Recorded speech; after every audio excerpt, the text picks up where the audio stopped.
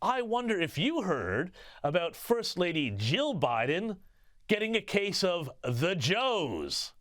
Yes, that's right. This week, the First Lady, Dr. Jill Biden, gave a speech to Hispanic voters in Texas and compared them to breakfast tacos.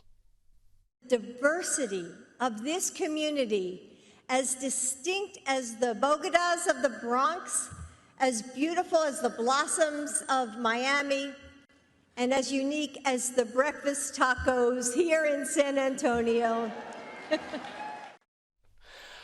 Oh boy, yes, Dr. Jill Biden just compared 62 million Hispanic Americans to tacos. And she also showed she could not pronounce the word bodega, but that's another story. As these things go, it was about as off and offensive as when South Park's Eric Cartman's alter ego, J-Lo, declared her love for the delicious dish. You can ask my special guest, Miss Jennifer Lopez. Jennifer Lopez? No way. Miss Lopez, come on out here.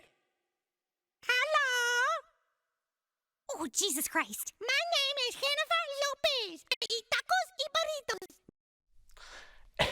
And then sang about it. Burrito, taco, taco, burrito, taco, taco, taco. Don't think just because I got a lot of money, I'll give you taco-flavored kisses, honey. Fulfill all your wishes with my taco-flavored kisses. Taco, taco, burrito, burrito, taco, taco. But there were no kisses, taco-flavored or otherwise, for Dr. Jill Biden from the Latino community. Hispanic groups immediately denounced her clueless, offensive speech, which suggested that the First Lady got her knowledge of Latin culture from an old El Paso meal kit. One major group said simply, "We are not tacos." Amazing that she needed to be told. Now, here to join me to talk about this and so much else is Rik Mehta, a former congressional candidate, entrepreneur, and health expert. Rik Mehta, thank you so much for joining us tonight. Now, let's start here. The House of Biden is collapsing before our eyes. We have Joe Biden clearly with some cognitive issues, and now this from Jill Biden. Sorry, I meant to say Dr. Jill Biden. Rik Mehta, what did you make of Taco Jill, and could you imagine if Ivana Trump had done something like this? Isn't it amazing? I mean, every time I see that video, I can't help but cringe. I mean, Joe Biden literally had her proverbial fall off the bicycle moment. But, you know, honestly, James, I think that's exactly what the Democrats and the Biden family think about minorities in this country. And let me tell you right now, I am not a samosa, and my friends from the Latino community are not tacos.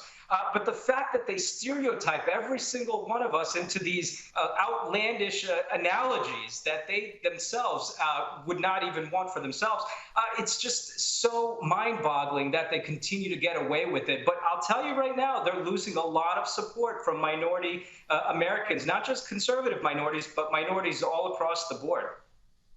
Well, yeah, no, Rik, you're exactly right. You're not a samosa. I'm not Eggs Benedict. But surely, with these sorts of performances, the Democrats can't let Joe Biden run for another term. I mean, they'd be looking at political suicide, right?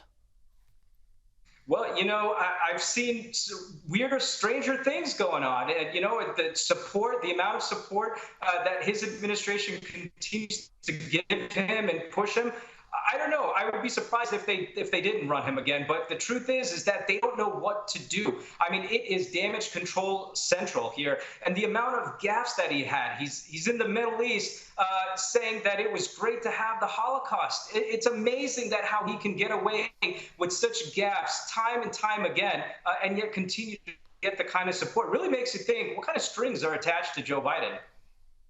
Well, yeah, exactly right, Rik. And I mean, I think that, you know, this issue of minority support of the Democrats is a fascinating one. We're going to have a fascinating look at that just after we speak. But also want to go to the issue of abortion and identity politics. And this week we saw a heated clash between a university professor and a U.S. Congressman, Josh Hawley. Have a look at this. You've referred to people with a capacity for pregnancy. Would that be women? Many women, cis women, have the capacity for pregnancy. Many cis women do not have the capacity for pregnancy. There are also trans men who are capable of pregnancy, as well as non-binary people who are capable of pregnancy. Well, your view is that the core of this right then is about what? So I want to recognize that your line of questioning is transphobic. Do you believe that men can get pregnant? No, I don't think men can get So you are pregnant. denying that trans people exist? Now, Rik, you're a biotech entrepreneur, you're a healthcare policy expert, and also you just have eyes in your head and common sense. What did you make of this, and why did the left wind up taking her side, not his, over what would normally seem like a completely bizarro world exchange? I mean, again, the narrative is upside down on its head. Let me tell you, as a law professor, again, another cringeworthy moment for me to see a fellow colleague law professor resort to name calling.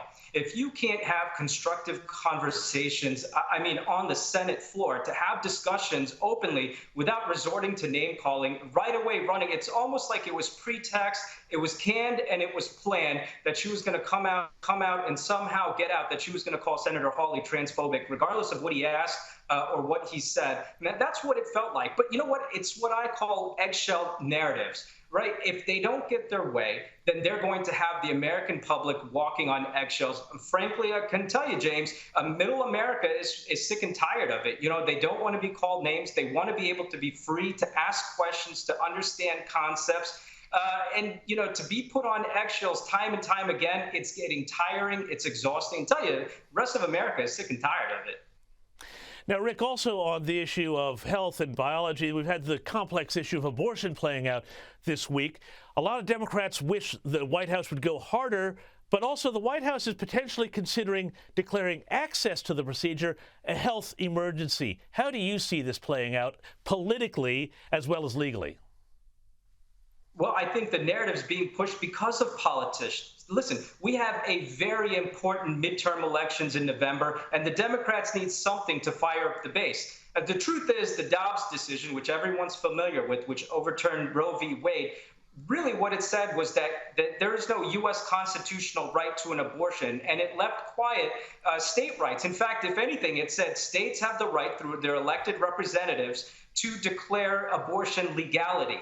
So, you know, you would think that those that are pro-choice activists, abortion activists, would go into each state Senate floor in all 50 states advocating for the right to have an abortion. Instead, they're making it a national issue. Simply, it boils down to one reason. In my opinion, it's because they're afraid that they're going to lose control of the House and lose control over the Senate. And so what they're doing is the left is forcing Biden to declare, which would be completely unprecedented, a federal public health emergency to allow for abortion access, basically arrogating control from the state power and centralizing power into the federal government, again, against the Supreme Court decision, putting into the hands of unelected bureaucrats to do as they please to allow for nationalization of abortion, not through the legislative process. It's pretty scary, but again, it's the Biden administration continuing to pander to the left's narrative. And you saw that today with Senator Cory Booker and so many others pushing for the federalization of a public health emergency. Rik Mehta, thank you so much. That's all the time we've got for. Hope you'll join us again on the U.S. Report.